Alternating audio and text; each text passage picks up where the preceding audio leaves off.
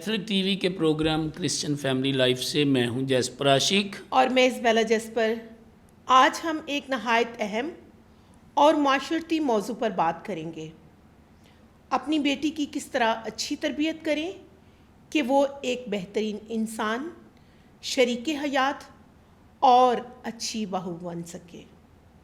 वालिदैन अपनी बेटियों को आला तालीम तो दिलवाते हैं, लेकिन क्या हम इन्हें बर्दाश्त, मोहब्बत, ज़िम्मेदारी, मौसर गुफ्तगू और मसीही इक़दार सिखा रहे हैं? आज हम इन्हीं पहलुओं पर अपने मोअज़्ज़िज़ मेहमानों से गुफ्तगू करेंगे।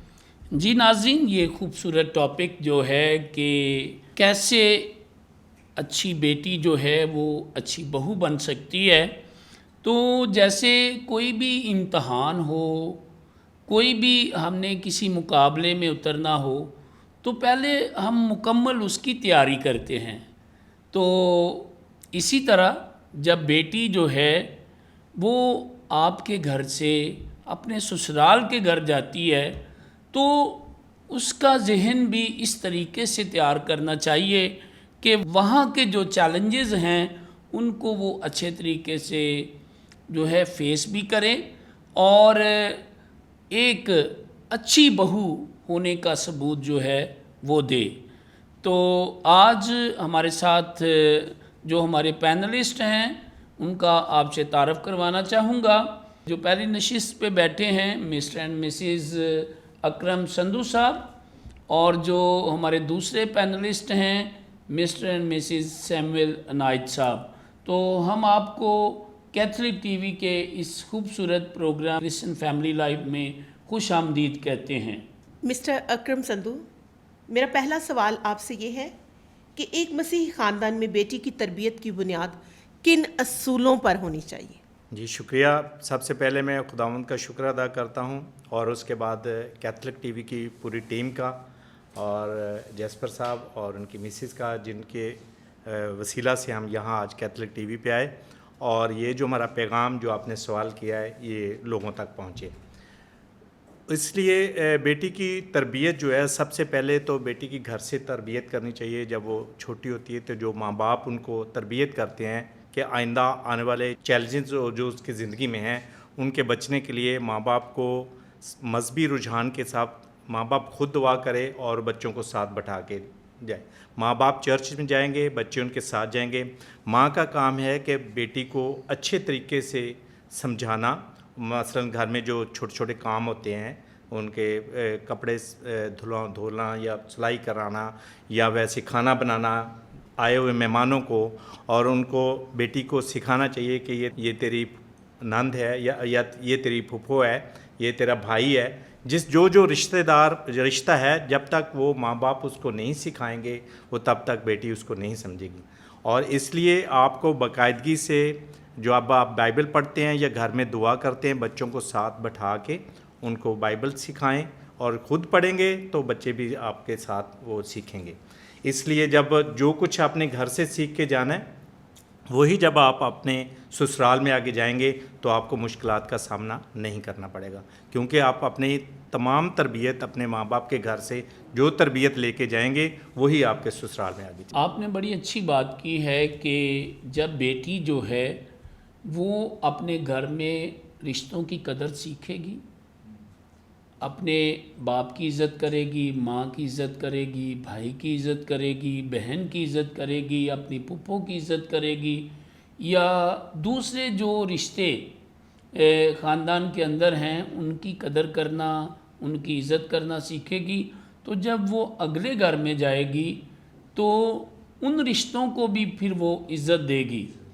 जो अपनी माँ को इज़्ज़त देती है, बाप को इज़्ज़त देती है, वो अपने ससुर को भी इज़्ज़त देगी, अपनी सास को भी इज़्ज़त देगी। तो ये बड़ी आपने अच्छी बात की है। हमें अपने बच्चों की इस तरीके से जो है वो तैयारी करनी चाहिए, तरबियत करनी चाहिए कि वो ज़िंदगी के किसी मैदान में जो है वो फेल ना हो, बल्कि हर जगह वो कामयाब हों। जी बाजी, आप क्या कहेंगी? आप किस तरह जो बेटी है, क्योंकि आज का हमारा टॉपिक है कि अच्छी बेटी अच्छी बहू बनेगी, तो किस तरह उसमें खुदा का खौफ, दुआ और रिश्तों की इज़्ज़त जो है वो पैदा कर सकते हैं उसके दिल में। तरबियत ऐसी करनी चाहिए बच्चों की कि बच्चों को चर्च भेजें, बच्चों को घर के कामों के अलावा भी ये खुदा के कलाम के साथ भी चलाना है हमने, और ये भी उनकी तरबियत करनी है, क्योंकि ये जो खुदा के कलाम के साथ बच्चे चलने वाले होंगे, ये बच्चे जो है ना आगे आगे इनको सीखने को मिलता है, आगे अपने बच्चों की भी यही तरबियत करेंगे। मिसिस अकरम, आपने बहुत ही खूबसूरत अल्फाज में कहा, कलाम मुक़द्दस में भी ये रकम है कि आप अपने बच्चों की उस राह पर तरबियत करें जिस पर उसको चलना है, ताकि वो बूढ़ा होकर भी उससे ना फिरे। तो जब माएँ जो है वो अपनी बेटियों की तरबियत अच्छी करती हैं, पाक कलाम के मुताबिक करती हैं, तो फिर आगे जब वो अपनी नस्लों की मुहाफ़िज़ बनती हैं तो वही तरबियत करती हैं जो वो अपनी माँ बाप से सीख कर आती हैं। तो फिर ख़ानदान जो हैं आगे जाके मिसाली ख़ानदान बनते हैं और परवान चढ़ते हैं। मिस्टर सैमुअल, मैं आपसे पूछूंगी कि क्या आला तालीम जो है वो एक कामयाब अज़दवाजी ज़िंदगी में काफ़ी है या किरदार की तरबियत भी ज़रूरी है? Thank you ma'am. सबसे पहले तो मैं शुक्रगुज़ार हूँ कैथलिक टीवी का, और इस खूबसूरत प्रोग्राम के लिए आपने जो दावत दी उसके लिए बहुत शुक्रिया। और आपका क्वेश्चन बहुत ही अच्छा है, और जो टॉपिक है आज बहुत ही सेंसिटिव है, क्योंकि एक ख़ानदान जो है, एक बेटी के, एक माँ और एक बेटी की ज़िम्मेदारी, जो आज की बेटी है उसने कल को माँ बनना है, उसने ख़ानदान को चलाना है, और सबसे पहले उसकी जो अहम चीज़ होती है उसकी तरबियत होती है, तालीम होती है। हर माँ बाप चाहता है कि अपने बच्चे को ज़्यादा से ज़्यादा अच्छी से अच्छी तालीम दे, जैसे कि बेटों को भी ज़रूरी होती है, लेकिन बेटी का डबल रोल हो जाता है क्योंकि उसने अगले ख़ानदान में जाना होता है। तो उसकी जो तालीम बहुत अहम है कि अच्छी से अच्छी और ज़्यादा से ज़्यादा उसको स्किल दें, उसको तालीम दें। लेकिन अगर उसका किरदार और तालीम आपस में बैलेंस नहीं रखते तो उसकी तालीम जो है माइनस हो जाएगी, क्योंकि जब हम अगले ख़ानदान में जाती बेटी तो वहाँ पर कोई बड़ी उम्र के लोग भी होते हैं, छोटे बच्चे भी होते हैं, जवान भी होते हैं, कोई कम पढ़े लिखे होते हैं, कुछ ज़्यादा पढ़े लिखे होते हैं। वहाँ बच्ची ने अपने किरदार के बलबूते पर उस ख़ानदान में अपने आप को मनवाना होता है। उसने छोटों का भी ख्याल रखना होता है, बड़ों की इज़्ज़त भी करनी है, बीमार को कैसे रखना है, घर में आए हुए मेहमान को कैसे डील करना है। वहाँ पर उसकी तालीम के साथ साथ उसकी किरदार बहुत अहम है, क्योंकि अगर उसका जो रवैया है वो सबके साथ दोस्ताना, प्यार, मोहब्बत और अदब के साथ होगा तो फिर उसकी तालीम को भी चार चांद लग जाएंगे। लेकिन अगर किरदार बेहतर नहीं होगा तो तालीम पीछे चली जाएगी, बल्कि उल्टा उसको नेगेटिव लिया जाएगा कि ये बच्ची इतनी तालीम याफ्ता होकर भी इसके किरदार कैसा है। तो मैं समझता हूँ कि किरदार जो है ना उस पर ज़्यादा ज़ोर देना चाहिए, उसको ज़्यादा सिखाना चाहिए बच्ची को कि चाहे वो कम पढ़ी लिखी या ज़्यादा पढ़ी लिखी, उसका किरदार बेहतर होना चाहिए। उसको पता होना चाहिए कि अगले ख़ानदान में जाकर उनके रवैयों को कैसे समझना है, उनकी रवायात को कैसे समझना है, उनके तौर तरीक़ों को कैसे लेकर चलना है, ताकि उसके साथ साथ उस ख़ानदान की इज़्ज़त भी बढ़े।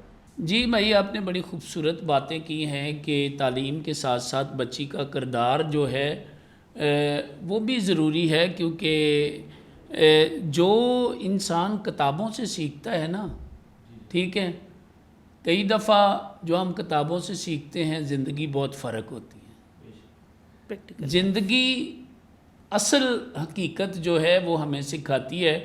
किताबों में कई दफ़ा हम सिर्फ़ तालीम हासिल करने के लिए जो है वो चीज़ें सीखते हैं। तो आपने बड़ी अच्छी बातें की हैं कि उसका जो किरदार है वो भी बेहतरीन होना चाहिए, उसको दूसरों से बात करने का सलीका हो, दूसरों की इज़्ज़त का पता हो, बड़े छोटे की तामीज़ हो, तो फिर ही वो अच्छी बहू जो है वो बन सकेगी और अगले घर में जाकर जो बेटी है वो अपना कोई मुकाम जो है उसको बना सकेगी। आगे मैं अभी ना जब सैमुअल भाई बात कर रहे थे ना, तो मेरे ज़हन में एक बड़ी अच्छी बात आई थी। वो ये थी कि जब बेटी जो है ब्याह के दूसरे घर में जाती है, ससुराल की फैमिली में जब जाती है, तो ये बिल्कुल ऐसे ही है जैसे एक पौधा जो है वो दूसरी जगह पे हम उसको लेके जाते हैं। ये पौधा तो वही है, लेकिन मेरा ख्याल है मिट्टी चेंज हो जाती है। मिट्टी जो है वो पौधे के साथ थोड़ी सी जाती है, लेकिन आगे जब उसको जरखेज़ी में लाने के लिए वो दूसरी मिट्टी जो है वो उसको भी साथ में लेना पड़ता है, तो वो पौधा फिर परवान चढ़ता है। तो मैं समझती हूँ कि जो बेटियों के लिए चैलेंजेस हैं आगे बहुत फ़र्क होते हैं, उसी मिट्टी की तरह कि जैसे वो पौधे को मिट्टी जो है उसकी चेंज हो जाती है।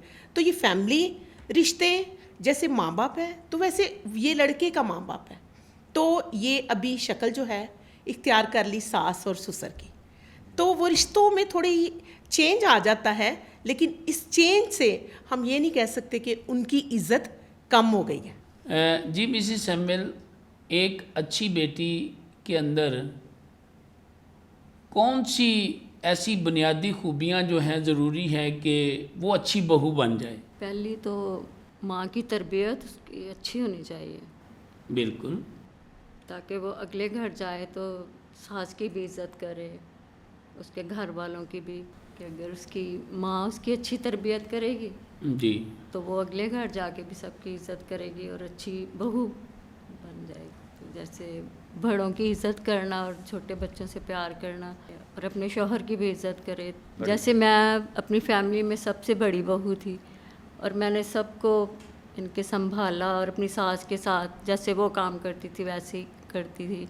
और सबसे पहले तो मैं सुबह उठ के प्रे करती थी, उसके बाद मैं काम और दिन का आगाज़ करती। बिल्कुल, आपने बड़ी अच्छी बात कही कि मैं अपनी सास के साथ काम करती और अपने दिन का आगाज़ जो है वो हमेशा दुआ से करती।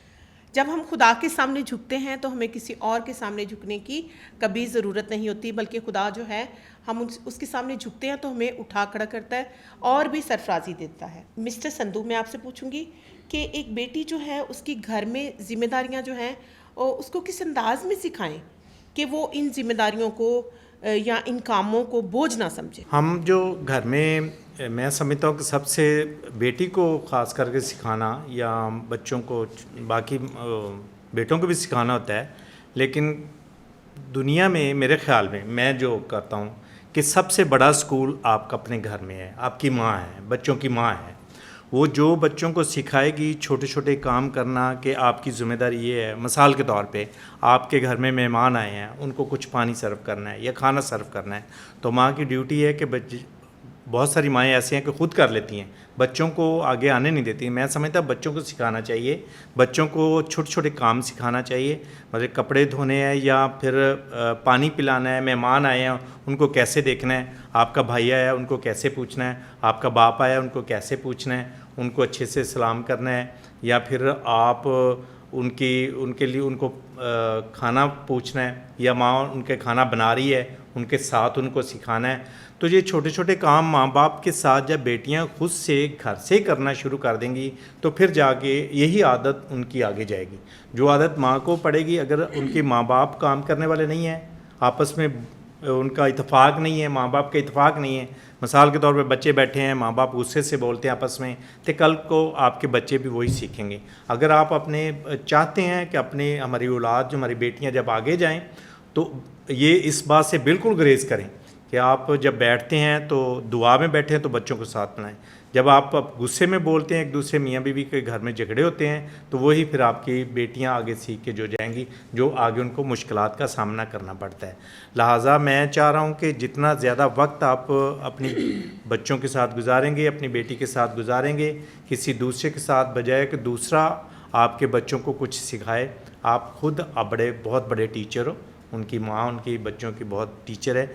जो टीचिंग माँ बाप ने की होगी, जो माँ ने टीचिंग की होगी, वही सारी ज़िंदगी, ससुराल के घर में नहीं है, मैं समझता हूँ कि वो सारी ज़िंदगी उनके काम आएगी। सबसे बड़ा स्कूल उनकी माँ है।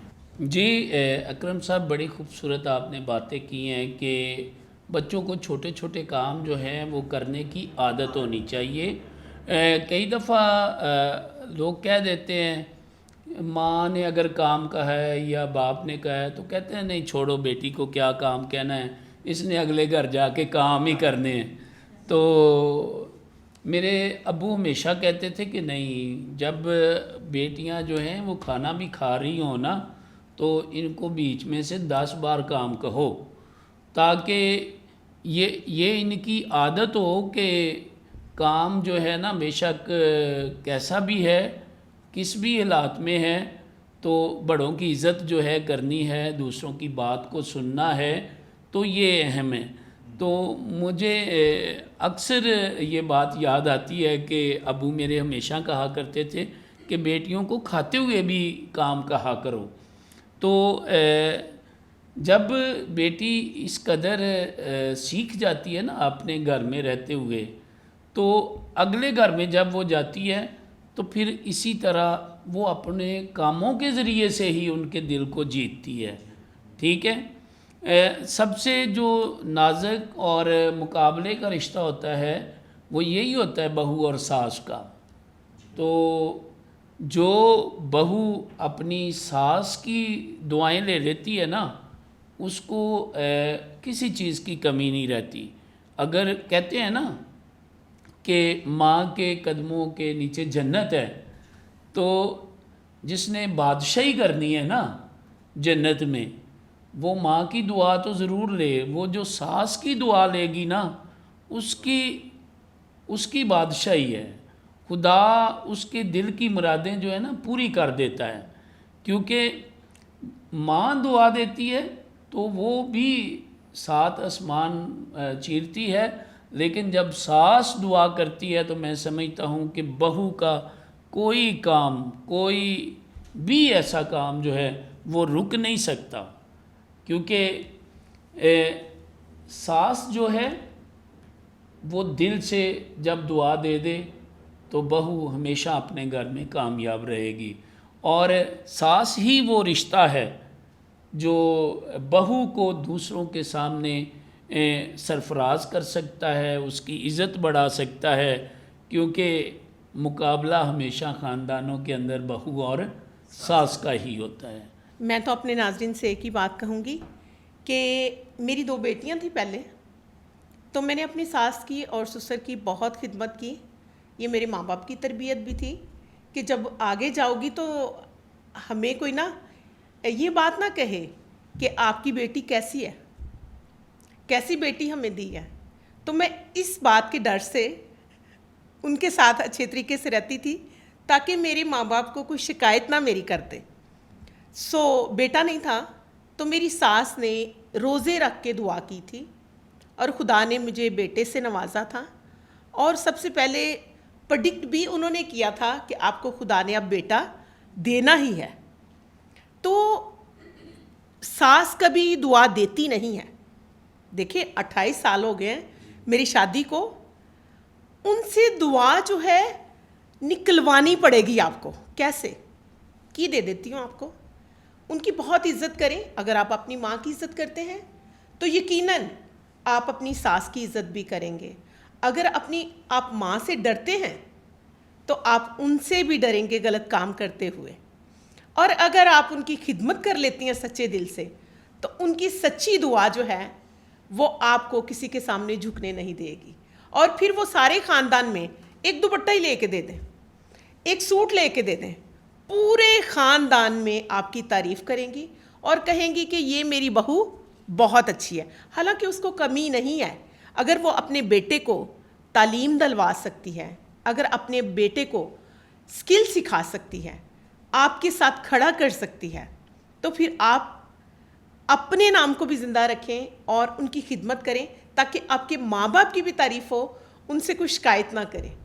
तो यकीनन मेरा ख्याल है आप अच्छी बेटी से अच्छी बहू बनने का सफ़र जो है वो बड़े अच्छे तरीके से कर लेंगी। आपको दोबारा बार बार अम्मी से नहीं पूछना पड़ेगा कितनी मिर्च डालूं, कैसे ये मेरे सास के साथ मेरी लड़ाई हो गई है, मेरे ससुर के साथ मेरी लड़ाई हो गई है, या कोई इख्तलाफात हो गए हैं तो इनको कैसे सॉल्व करूं। ये फिर तरबियत जो है ये खुदा आपकी रहनुमाई करेगा और आपकी माँ बाप की तरबियत आपके साथ बात कर रहे थे ना कि जो आदत आपकी बेटी को वहाँ की, मैं किसी नहीं घर की बात करता हूँ। मेरी जब शादी हुई तो मैंने देखा कि मेरे ससुर जो थे वो टेट्रा पैक में थे, तो वो सुबह 4:30-5 बजे निकलते थे घर से। 5 बजे उन्होंने घर से निकल जाना है। तो मेरी जो मदर इन लॉ थी, जो मेरी सास थी, वो मैंने देखा कि अब्बू 5 बजे अगर निकलते हैं ना तो वो 4 बजे उठी हुई है। दुआ कर रही है, दुआ करने के अब्बू के उठने से पहले नाश्ता वगैरह चाय वगैरह जो उन्होंने बनानी है वो बना के उनको दिया करती थी। तो ये उनकी बेटी हैं और इनका भी मैंने देखा है 29 ईयर हो गए मेरी शादी को, 29 साल हो गए हैं। मैंने देखा है कि मैंने अगर 5 बजे 6 बजे 6 बजे 6:30 बजे 7 बजे घर से निकलना है तो 5 बजे अगर मैं उठाऊँ तो 5 बजे उठ के इन्होंने भी नाश्ता बना के मुझे देना है। मैंने दुआ करके जो ही टेबल पे आना है मॉर्निंग, हर रोज़ की बात है, मैंने दुआ करके जो ही नाश्ते की टेबल पे आना है तो मेरे सामने मेरा नाश्ता पड़ा होता है। तो ये फिर वही बात आ जाती है कि जो बात आप घर से जो माँ बाप उनको सिखाया है, तो आज तक मेरे नहीं ख्याल कोई शिकायत किसी ने की है कि उठ के मैं नाश्ते के बगैर चला गया हूँ, या मैं अपनी मर्ज़ी से नहीं किया तो एक अलग बात है, लेकिन ये नहीं है कि मैं ड्यूटी पे हूँ तो घर में सोए हुए, ऐसी कोई बात नहीं है। अच्छा, बाजी भाई ने आपकी बड़ी अच्छी तारीफ़ की है कि आप बहुत अच्छी शरीके हयात हैं, बहुत अच्छी बीवी हैं, तो आप अपने बारे में क्या कहेंगी? क्योंकि जब हम आज बात कर रहे हैं कि एक अच्छी बेटी अच्छी बहू बन सकती है, तो आपकी जब शादी हुई तो आपने कौन सी बातें ऐसी थी जिसके वसीला से आपने ससुराल में अपने आप को जो है कायम रखा, आपने हस्बैंड की इज़्ज़त करवाई, अपने माँ बाप की इज़्ज़त करवाई, तो क्या कहेंगी अपने बारे में? मैं कहूँगी कि एक चुप 100 सुख। मैंने अपने आप को चुप रखा क्योंकि मेरी गांव में शादी हुई थी और गांव का माहौल और शहर का माहौल बाजी तो कुछ अलग होता है, अलग होता है ना, बहुत अलग होता है। तो मैंने बहुत सी बातें सुननी और मैंने चुप ही रहना। और एक मैंने अपनी सास से ये सीखा कि कभी अपने मियाँ को कोई ऐसी बात ना बताओ जो घरेलू बातें होती हैं, इधर की कोई ऐसी बात ना बताओ, अच्छी बातें बताओ और ऐसी बात नहीं बतानी। ये मैंने सीखा अपने ससुराल से। और मैं कहती हूँ कि चाहे गांव के मेरे ससुराल थे लेकिन बहुत अच्छे थे, बहुत अच्छे हैं, 8 भाई हैं, बहुत अच्छे हैं सारे। और हम दरानी जेठानी सारी मतलब कि बिल्कुल बहनों की तरह रहती हैं। अभी तक कभी आपस में कोई ऐसी बात नहीं हुई। तो मैं यही कोशिश करती हूँ अपने आप में कि मैं बस अपने आप में बर्दाश्त कर लूँ, कोई भी बात हो मैं चुप रहती हूँ। तो अच्छा मैसेज है आपका कि आपने कहा कि एक चुप 100 सुख। तो मैं समझता हूँ कि आपने बात तो ठीक की है, लेकिन कई दफ़ा अपने राइट के लिए बोलना भी पड़ता है और कहना भी पड़ता है। लेकिन आपकी सास ने जो आपको सिखाया, फार्मूला दिया, आपके पेरेंट्स ने जो तरबियत की कि आप अपने हस्बैंड के साथ जो है वो अच्छे तरीके से रही और अपनी सास ससुर की इज़्ज़त की, अपने जो नंद या देवर जेठ उनके साथ अच्छी रही, इसलिए आज आप भी जो हैं वो मुतमिन हैं। तो यही एक फार्मूला है कि जब इंसान जो जैसे अपने रिश्तों की इज़्ज़त करता है, अगले रिश्तों की भी इज़्ज़त करे, तो मेरा ख्याल है कि प्रॉब्लम पैदा होती नहीं है। वो मैंने बहुत कोशिश करके यहाँ तक मैं पहुँची हूँ। और मैं आज भी अपने रिश्तेदारों में बहुत से लोग होते, मैं तो इस खुशी नहीं हूँ जी अपने ससुराल वालों से, रिश्तों से, तो मैं आज भी बहुत खुश हूँ। कभी कभी कह देना चाहिए मैं खुश नहीं हूँ क्योंकि नज़र नहीं लगती। हमारे ख़ानदान में ये मशहूर है बहुत ही खुश कि वो वाहद एक ऐसी, और 29 ईयर सर मेरा ये रिकॉर्ड है मेरा कि 29 ईयर में हमारी कोई यहाँ तक बात नहीं पहुँची कि ये एक दिन भी लड़ाई करके अपने माँ बाप के घर जाए। और ये रिकॉर्ड है, लोगों को मैं बताता हूँ तो लोग हैरान होते हैं कि नहीं ऐसा नहीं हो सकता। आप इतना हैरान ना हो, इधर भी ऐसा ही है। मेरी नंदे भी बहुत प्यार करने वाली नहीं, बड़े हैं, बहुत प्यार करती शुक्र है। हैं, शुक्र है। मिस्टर सैमुअल, मैं आपसे पूछूंगी कि ससुराल में अगर इख्तलाफात हो भी जाएं तो बेटी को कौन सा ऐसा रवैया इख्तियार करना चाहिए कि वो इख्तलाफात कम हो, ज़्यादा ना हो? जी, सबसे पहले तो बेटी को ये नौबत ही ना आए कि इख्तलाफ हो। सबसे पहले उसको समझना चाहिए फैमिली को कि जैसे आपने अभी मिसाल दी थी कि बेटी ऐसी होती है जैसे एक पौधा दूसरी जगह पे नई जगह पे लगाते हैं, नई आबो हवा होती है, नई मिट्टी होती है, नया माहौल होता है। ऐसी बेटी के लिए एक बड़ा चैलेंज होता है कि जब वो नए घर में जाती है, उसको एक एक जो घर का बंदा है, घर के अफराद हैं, एक एक उस थोड़ा स्टडी करना चाहिए कि मेरा ये देवर कैसा है, मेरी देवरानी कैसी है, या मेरी नंद कैसी है, मेरी सास बहू जो सास है, मेरा ससुर है, मेरे माँ बाप को तो ये चीज़ें पसंद थी, इनको क्या क्या चीज़ें पसंद हैं, मेरा शोहर जो है उसको गुस्सा किस बात पे ज़्यादा आता है, या उसको कौन सी आदत मेरी अच्छी नहीं लगती।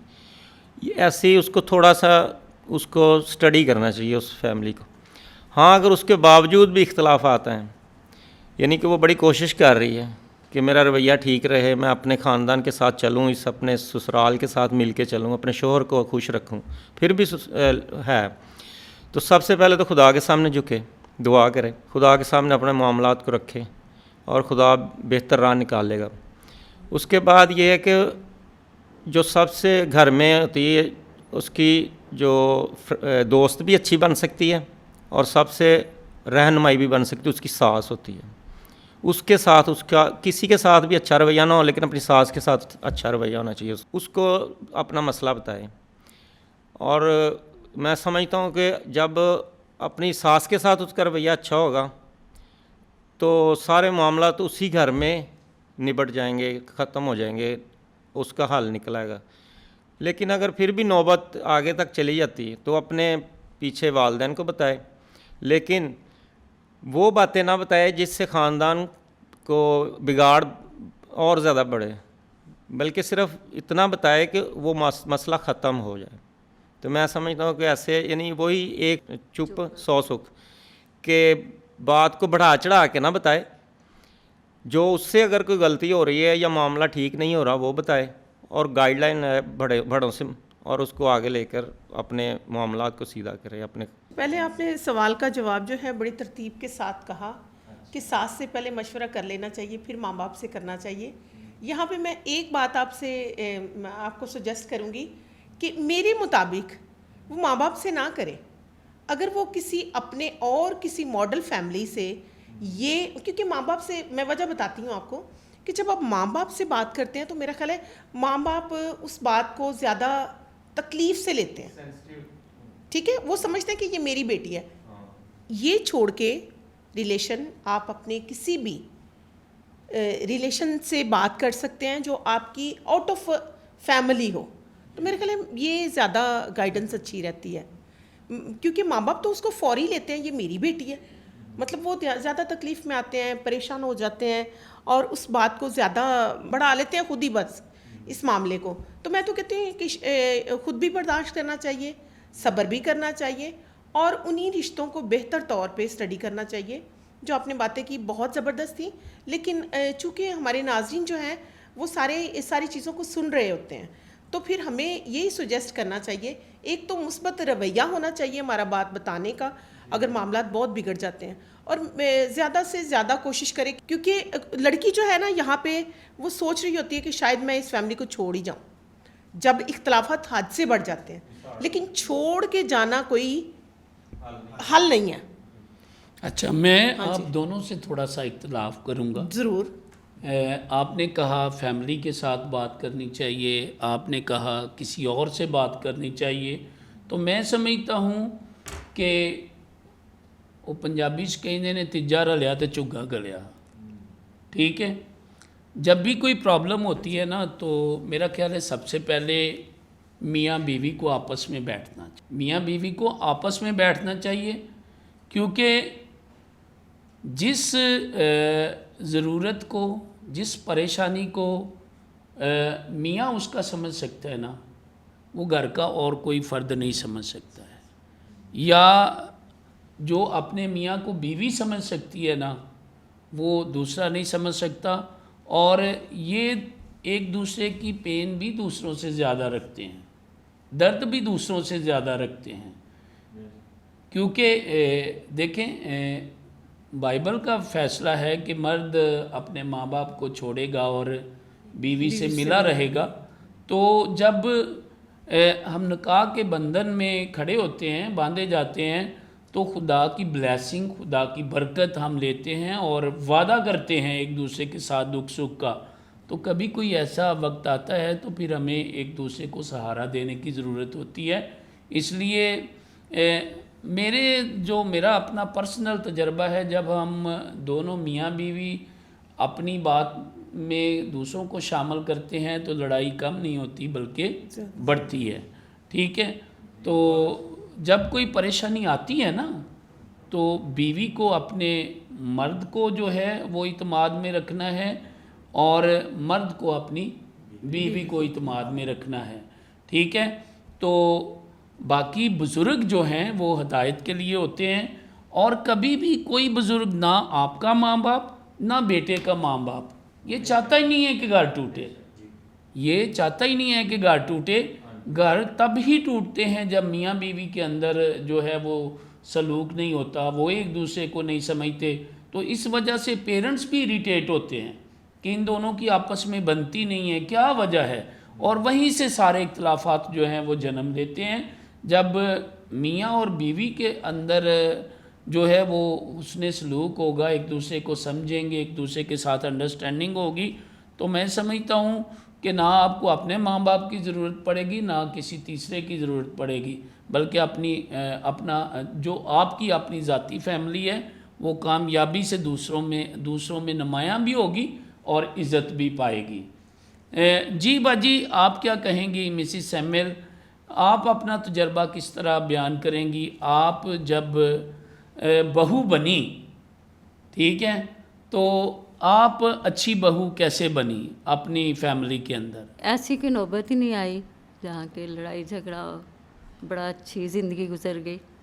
कभी कोई लड़ाई झगड़ा नहीं होता था और उनके मिल के काम कर लेते थे इसी तरह।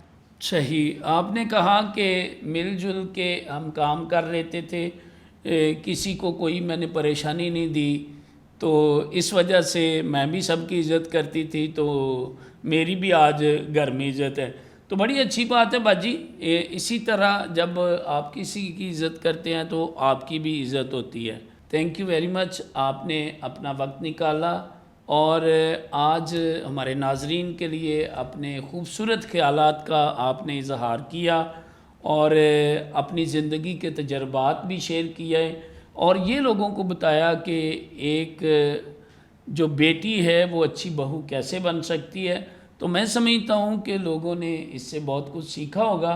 तो हम आपके शुक्रगुज़ार हैं कि आज आप इस कैथलिक टीवी के प्रोग्राम में आए और अपनी कीमती राय जो है हमारे नाजरीन को दी। जी नाजरीन, आपने सुना कि अच्छी बेटी अच्छी बहू हो सकती है, लेकिन कैसे? कि जिस तरह ज़िंदगी के तमाम ऐसे काम जिनमें आपके बच्चे, आपकी बच्चियां आगे बढ़ना चाहते हैं, उनकी आप मदद करते हैं, उनका आप ख्याल करते हैं, उनकी आप तरबियत करते हैं, उनकी आप तैयारी करवाते हैं। इसी तरह जब वो अगले घर जाती हैं तो आप इस तरीके से उनकी तरबियत करें, इस तरीके से उनकी तैयारी करवाएं कि वो हमेशा अगले घर जाकर कामयाबी के साथ अपनी ज़िंदगी जो है वो बसर कर सकें। जब वो अगले घर में कामयाब होगी तो ये नहीं कि सिर्फ़ उसकी इज़्ज़त होगी, आपकी भी इज़्ज़त होगी। Thank you very much.